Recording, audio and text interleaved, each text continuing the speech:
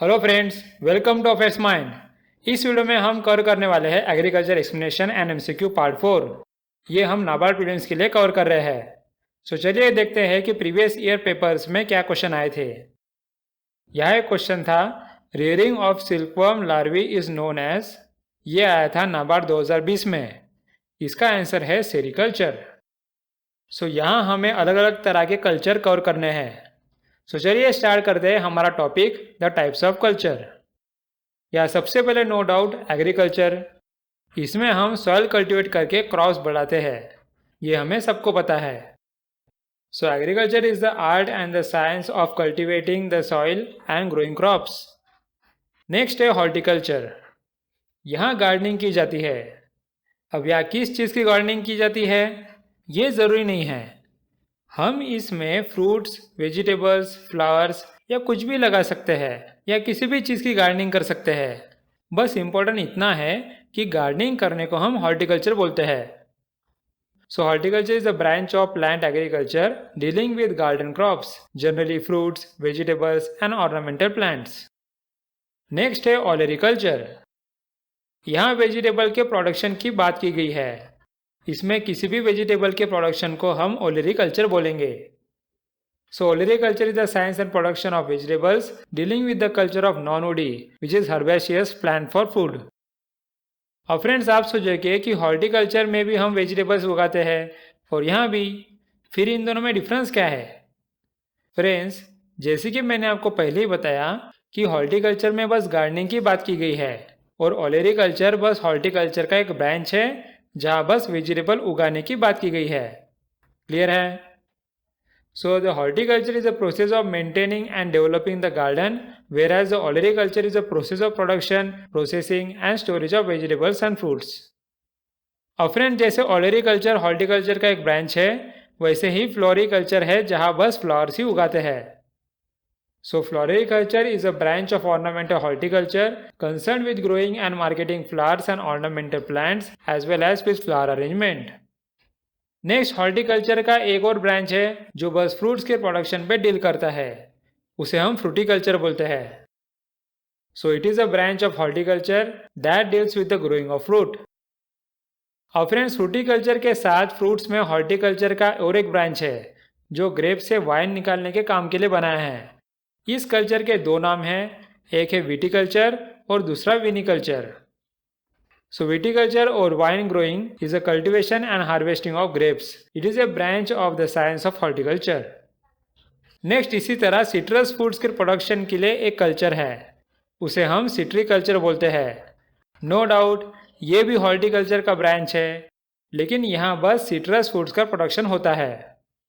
So the meaning of citriculture is the cultivation of citrus fruit. अब हम horticulture के branches से बाहर निकलते हैं और नेक्स्ट कल्चर देखते हैं सेरिकल्चर। यहाँ सिल्क फार्मिंग की बात की गई है जहाँ कैटरपिलर का यूज करके सिल्क का प्रोडक्शन होता है। अब यहाँ आपको नाबार्ड में और एक क्वेश्चन पूछ सकते हैं कि इसमें जो कैटरपिलर यूज होता है उसका नाम क्या है। सो यहाँ ये जान लो कि सबसे फेमस कैटरपिलर का नाम है बॉम्बैक्स मोरी, उसे हम सिल्क मॉथ भी बोलते हैं। So the sericulture or the silk farming is the cultivation of the silkworms to produce silk. Although there are several commercial species of silkworms, Bombyx mori, the caterpillar of the domestic silk moth, is the most widely used and intensively studied silkworm। अब friends, इन caterpillar को खाने के लिए एक special पेड़ चाहिए जिसे हम मलबेरी बोलते हैं। सो मलबेरी पेड़ के प्रोडक्शन के लिए एक कल्चर है, that is moriculture. So moriculture can be defined as a process of cultivating mulberry plants in order to obtain feed for silkworms। अगला कल्चर है एपीकल्चर। इसका मीनिंग होता है बी कीपिंग, जिसके मदद से हम शहद या वैक्स का प्रोडक्शन करते हैं। So the word apiculture comes from the Latin word apis meaning bee. So apiculture और bee keeping is the care and management of honey bees for the production of honey and wax. Next simple culture है that is aviculture. यहाँ हर तरह के birds की बात की गई है, चाहे वो खाने के लिए चिकन हो या शोकेस के लिए लव बर्ड्स या पैरट हो। Okay, so aviculture is breeding and rearing of birds. Next है एक्वाकल्चर। ये कल्चर फिशिंग की सबसे बड़ी कल्चर है। या आप फ्रेश वाटर से मछलियों की फार्मिंग करो या फिर सॉल्ट वाटर से फार्मिंग करो, हम उसे एक्वाकल्चर ही बोलेंगे। साथ ही एक्वाकल्चर का मतलब बस मछलियाँ पकड़ना नहीं होता, यहाँ बल्कि प्रॉन्स, ऑयस्टर्स वगैरह सब आता है। Okay, so aquaculture is a farming of aquatic animals or plants, including breeding, raising and harvesting in all types of water environments in controlled conditions. Next culture है पिसिकल्चर।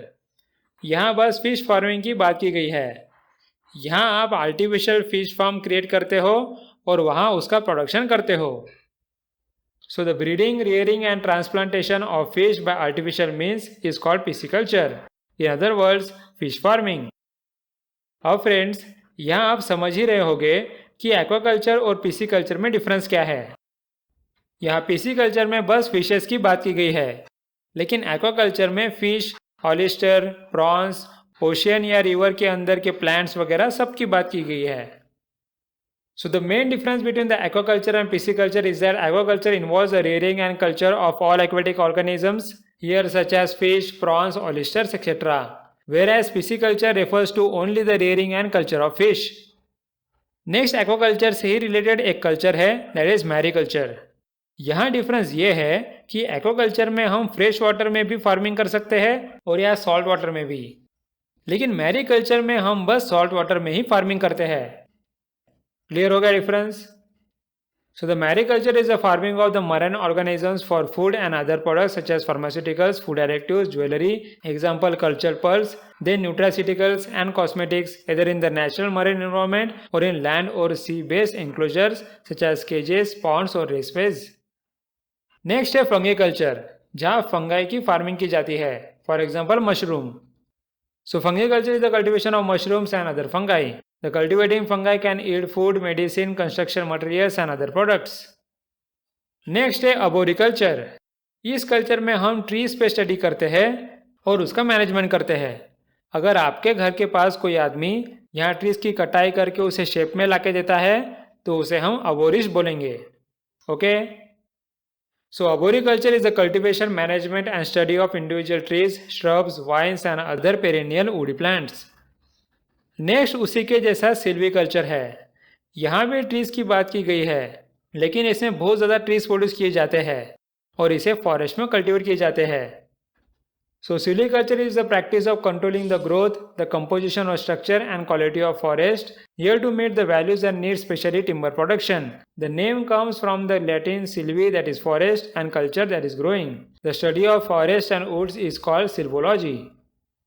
अब फ्रेंड्स, आपको इनमें से clear हो गया होगा कि अबोरिकल्चर और सिल्वीकल्चर में डिफरेंस क्या है। या अबोरिकल्चर में बस सिंगल ट्री की बात की गई है और सिल्वीकल्चर में फॉरेस्ट की बात की गई है। So the well-being of individual plants is a major concern of arboriculture, in contrast to such related fields as silviculture, in which the major concern is the welfare of a large group of plants as a whole. Next है वर्मिकल्चर। यहाँ earthworms का cultivation किया जाता है जिससे हम organic matter का organic fertiliser बना सके। So the vermiculture is the cultivation of earthworms, especially in order to use them to convert organic waste into fertilizer. Next है द टिश्यू कल्चर।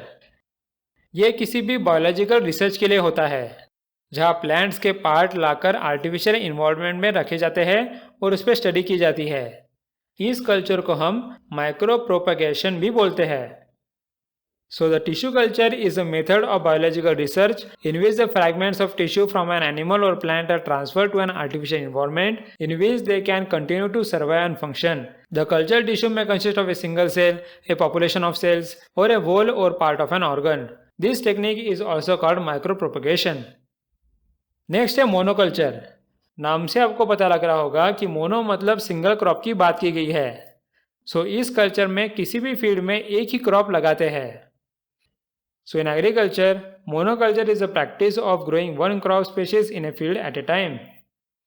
नेक्स्ट बिल्कुल इसके ही अपोजिट होता है, दैट इज पॉलीकल्चर, जहाँ एक field में एक से ज़्यादा क्रॉप्स लगाने की बात की है।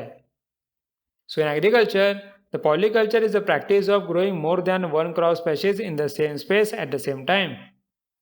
नेक्स्ट है द परमाकल्चर। ये बिल्कुल यूनिक कल्चर है, इसमें कोई भी और कहीं पे भी प्रोडक्शन कर सकते हैं। आप इमेज में देख रहे हो, या ऐसी फार्मिंग आप इंडिया में बहुत से घरों में देखोगे। ये प्लांट्स बस घर के लोगों को सस्टेन करने के लिए लगाया जाता है। So the permaculture is an innovative framework for creating the sustainable ways of living. It is a practical method of developing ecologically harmonious, efficient and productive systems that can be used by anyone or anywhere. So friends, इसके साथ हमारे सारे culture cover हो गए हैं। अब हम practice के लिए एमसीक्यूज अटेंड करेंगे। यहाँ मैंने क्वेश्चन 7 से 8 सेकंड के लिए रखे हैं और आंसर 3 से 4 सेकंड के लिए। सो चलिए स्टार्ट करते हैं।